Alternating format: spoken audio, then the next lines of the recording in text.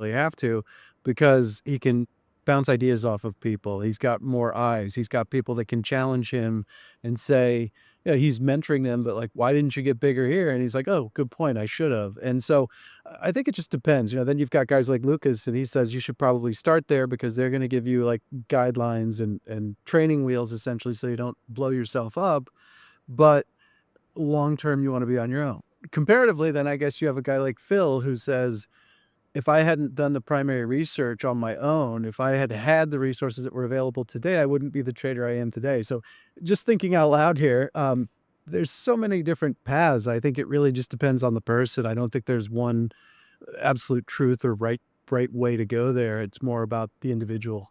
But I guess all that said, I would say, it probably is beneficial to start in one of those environments just because you're going to have people that are like, cut your losses and things like the principles. You can read about them and that's helpful, but to have somebody sitting next to you show you, I think could be advantageous if you're 20 years old and fresh out of the gate.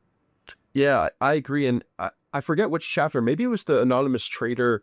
Who was the trader who started off on his own, but then with a buddy, they decided to both get serious at it.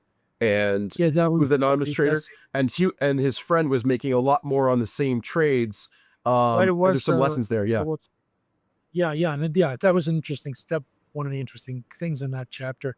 So they're both trading. They're both doing all the exact same research. They're both trading the same ideas, and half a year into the year, he's up like 50, and the other guy's up 500. Yeah. And and ultimately, we got off on a tangent, but then I came back to it and I said, well, by the way, why did he do so much better?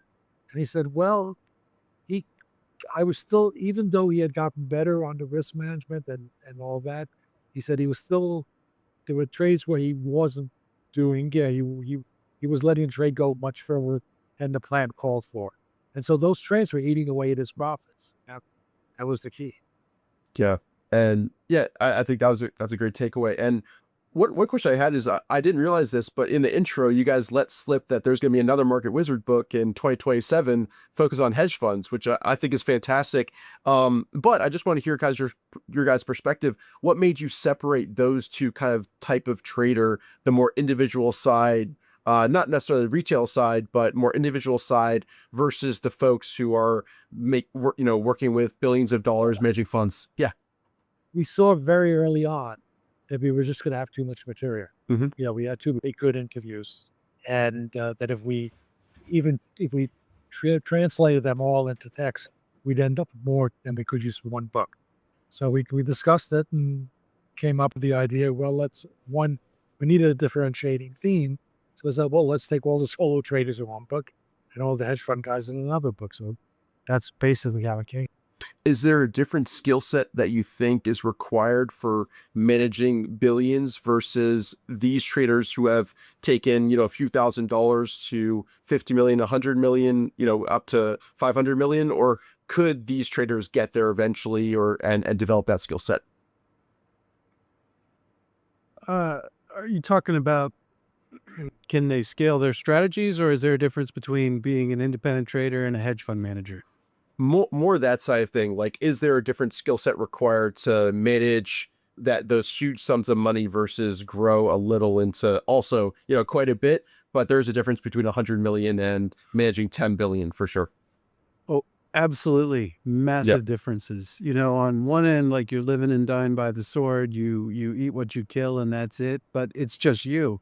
On the other end of the equation, you've got client service, sales, you've got marketing, you've got to deal with operations, you've got compliance, you have due diligence questionnaires, you've got to make sure that your returns fit a niche. You can't have style drift. I mean, I could go on and on. I think there are obviously way more successful hedge fund managers than there are traders who have achieved results like the guys in this book. But running a hedge fund or any money management business for that matter is no small undertaking. And this is actually one of the things that I talked to Jack about early on when we first met. I asked him about a trader and I said, do you think that guy would have been good at running a hedge fund? And Jack, if you want to name him, you can, but if not, I won't.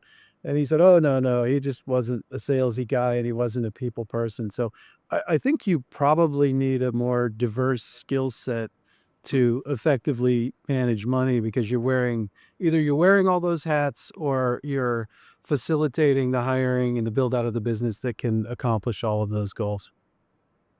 Excellent. Jack, anything to add, the kind of the differences between those type of traders versus the ones in this book? No, but there's a person